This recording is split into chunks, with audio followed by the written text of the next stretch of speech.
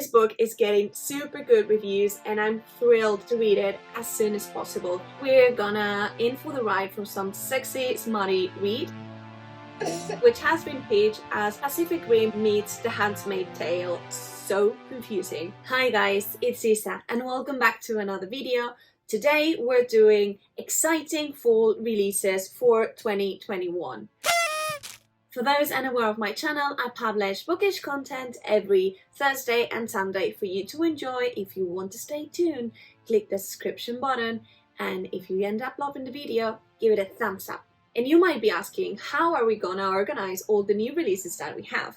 And for that, we're gonna do two categories. The first one is gonna be releases for new series or standalones, and the second one is gonna be new releases in ongoing series. Also, I'm gonna link down below in the description the release dates of each of those books. We have some books that are already released and other ones that are gonna come to us in a few weeks or even a month or so. If you pick one that you like, just get a name, search for the date and get on it. Let's do this. Starting with books in new series or standalones, we're gonna start so strong with this with A Shadow in the Ember by Jennifer Armentrout. She is the same writer as the From Blood and Ash series, and this book is actually a prequel that tells the story of Nyktos, who is this kind of god in the From Blood and Ash world. To read this book, you don't actually need to read the series, but you'll need to read this book in order to get to the fourth one, which is going to be released next year. This book is aimed to be still paranormal, following one main point of view, and very hardcore romance. If this book follows the line of the other ones, we're gonna in for the ride for some sexy, smutty read, so definitely something to watch on. Then we move to Defy the Night by Brigid, Kemmerer, the same writer as A Curse of Dark and Lonely or the Curse Breakers trilogy. And so I wasn't really a fan for the whole trilogy, but I'm open to give this author a new try. It follows the point of view of a main character named Tessa, who lives in this kingdom where a great sickness has fallen. And so she is kind of the one in charge of stealing some petals to create elixirs and distribute it to the poor ones. So it's kind of a Robin Hood retelling. It seems that at some point she needs to get into the palace, get infiltrated there, and I'm foreseeing an enemies to lovers trope coming. The book cover, it's just so beautiful. It seems that it's getting good praise, so let's give it a try. And then we move to standalones, and the first one is Under the Whispering Door by T.J. Klune, the author of The House in the Cerulean Sea. This book follows the story of Wallace, who is a 40-year-old man that is all grumpy, that is all work is the first thing in life, and he just dies from a heart attack. And when the Reaper comes to seek his soul, she actually delivers him into this tea shop in an outskirt town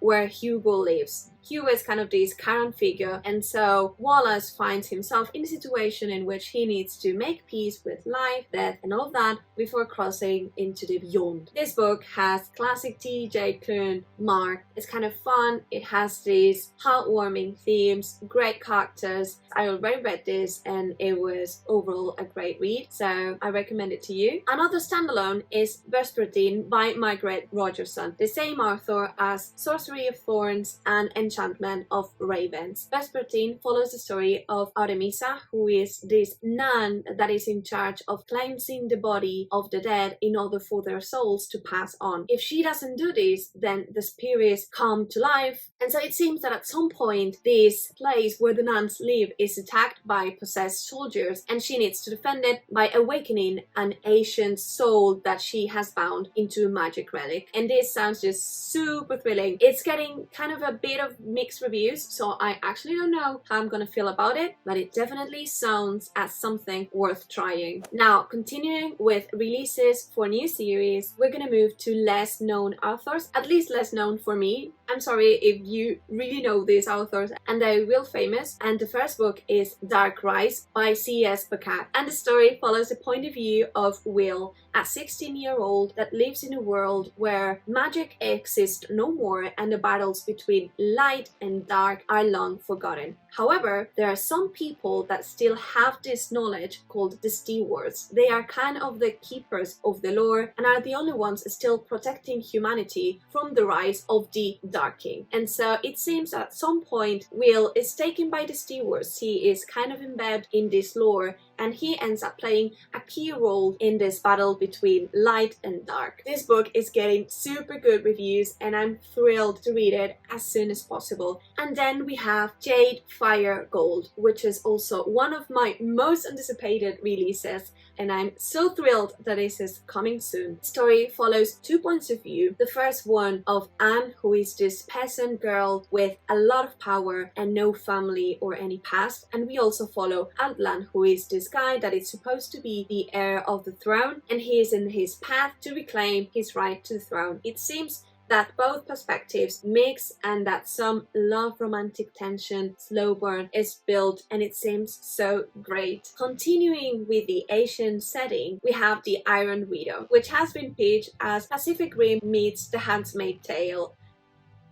And that's kind of so confusing. It seems that in this world, girls can manage this kind of robots, and in order for the boys to do that, they need to kind of pair with the girls, and it seems that the girls often die. And we follow the main point of view of our girl, who is the sister of a girl that died in one of these pairings managing the robots, and so she is mainly in her path of revenge. In order to do that, she kind of offers herself to pair with another guy to manage a robot, and she kills him, labeling her as an Iron Widow, one powerful woman able to kill people with the mental link. And so it seems that the story unfolds from there. I'm not so sure if I'm gonna love this book because it's a vengeance story and I'm not big on those motivations. I love it when it starts to be, you know, this motivation of a character, but then the arc of the character advances and, you know, they move on. And it doesn't seem that to happen in this book, so I'm not sure if this is gonna be my cup of tea. I'm actually feeling this to be slightly similar to the Poppy War and also She Who Became the Sun, so let's see how that goes. Then we move to the Other Merlin, which is kind of inspired of the King Arthur mythology, emphasis on inspired because it seems that the story is way different. It tells the story of this girl called Ember